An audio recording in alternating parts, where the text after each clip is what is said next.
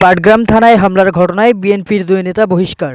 লালমনিরহাটের পাটগ্রাম থানা হতে ভ্রাম্যমাণ আদালতে সাজাপ্রাপ্ত পাথর কোয়ারির রয়্যালিটি আদায়ের নামে চাঁদাবাজি করা আসামিকে ছিনিয়ে নিতে পুলিশের উপর হামলার ঘটনায় জড়িত থাকায় বিএনপির দুই নেতাকে সাংগঠনিক পদ থেকে বহিষ্কার করা হয়েছে। হ্যালো গাইস, আপনার কোম্পানি বা ব্যবসায় প্রতিষ্ঠানকে আরও উন্নত করতে আমাদের চ্যানেলটিতে বিজ্ঞাপন দিতে পারেন। প্রয়োজনে হোয়াটসঅ্যাপ 01799381524। ধন্যবাদ। শুক্রবার 4 জুলাই লালমনিরহাট জেলা বিএনপি ও যুবদলের কেন্দ্রীয় সংসদ থেকে দেওয়া এক সংবাদ বিজ্ঞপ্তিতে তাদের বহিষ্কারের বিষয়টি জানানো হয়েছে।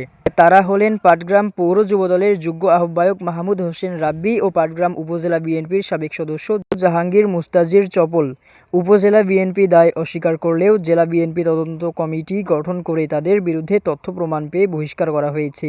বিজ্ঞপ্তিতে আরও বলা হয়েছে, বহিষ্কৃত নেতৃবৃন্দের কোনো ধরনের অপকর্মের দায়-দায়িত্ব দল নেবে না। যুবদল ও উপজেলা বিএনপির সকল পর্যায়ের নেতাকর্মীদের তাদের সঙ্গে সাংগঠনিক সম্পর্ক না রাখার নির্দেশনা প্রদান এবং আইনশৃঙ্খলা বাহিনীকে উক্ত বিষয়ে প্রয়োজনীয় আইন ব্যবস্থা নেওয়ার আহ্বান জানানো হয়েছে।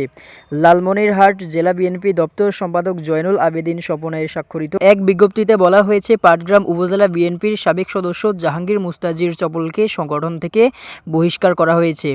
দলীয় শৃঙ্খলা ভঙ্গ, দলের নীতি আদর্শ ও সংহতি পরিপন্থী নানা অনাচারের কারণে এমন সিদ্ধান্ত নিল জেলা বিএনপি।